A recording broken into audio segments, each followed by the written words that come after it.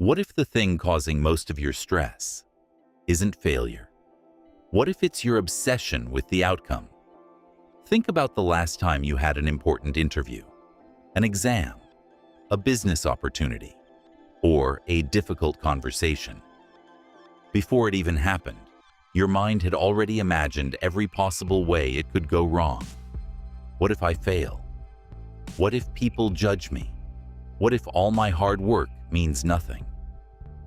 Most of us don't suffer because of reality. We suffer because we try to control a future that hasn't happened yet. And the more we chase certainty, the more anxious we become. Surprisingly, this isn't a modern problem. More than 2,000 years ago, on a battlefield in ancient India, one of history's greatest warriors faced the very same struggle. His name was Arjuna. Standing between two armies, he looked across the battlefield and saw something he never expected. His teachers, his relatives, his lifelong friends, the people he respected the most. In that moment, victory no longer mattered. The future terrified him. His hands trembled. His heart raced. His mind filled with fear, doubt, and questions. Should he fight? Should he walk away? What if every choice led to suffering? At that moment, Lord Krishna didn't simply tell Arjuna to be brave. Instead, he revealed a timeless principle, one that has helped millions of people find peace in the middle of uncertainty. And it begins with one simple idea: your peace should never depend on the outcome.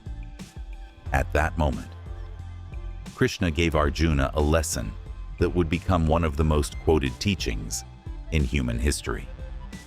In chapter 2, verse 47 of the Bhagavad Gita, Krishna explains a simple but life-changing truth. We have control over our actions, but we do not have complete control over the results. At first, this idea can sound confusing. Does Krishna mean that success doesn't matter? Not at all. He isn't telling Arjuna to stop caring. He is teaching him to stop becoming emotionally attached to outcomes that are never fully within his control. Think about it. You can prepare for an interview, but you cannot control the interviewer's decision. You can study for months, but you cannot control every question on the exam. You can build a business with honesty and hard work, but you cannot control the market. The moment we believe we must control every outcome, we give away our peace. Krishna's message is not about becoming passive. It's about giving your very best effort, while accepting that the future will always contain uncertainty. When your attention shifts from, "What if I fail?" to, "What is the right action I can take today?" something remarkable begins to happen. Fear starts to lose its power, and the mind becomes calmer. This is the beginning of karma yoga, the practice of acting with complete dedication, without allowing the result to control your peace. But if Krishna's teaching is so simple, why is it so difficult to follow? Because the human mind is constantly searching for certainty. We want guarantees. We want to know that our efforts will succeed, that people will accept us, that nothing will go wrong. But life doesn't work that way. The future has always been uncertain. The difference is, most of us spend today's peace trying to solve tomorrow's problems. Think about how many hours you've spent worrying about something, only to discover later that it never happened. Or perhaps the outcome was completely different from what you imagined. The mind has a habit of creating stories and then believing them. This is why fear often grows stronger than reality. The Bhagavad Gita gently reminds us that peace is not found by predicting the future. It is found by fully living in the present moment. When your attention is trapped in outcomes, you stop giving your best to the present. But when you focus completely on the work in front of you, your actions become clearer. Your decisions become wiser.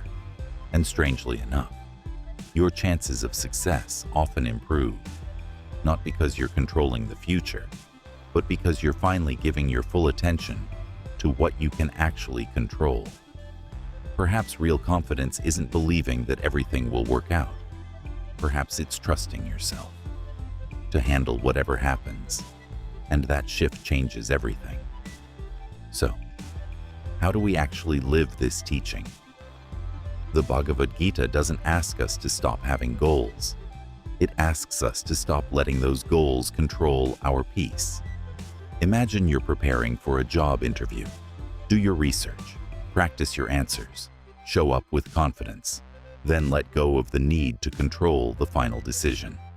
Or perhaps you're building a business. Work with honesty, keep learning, improve every single day.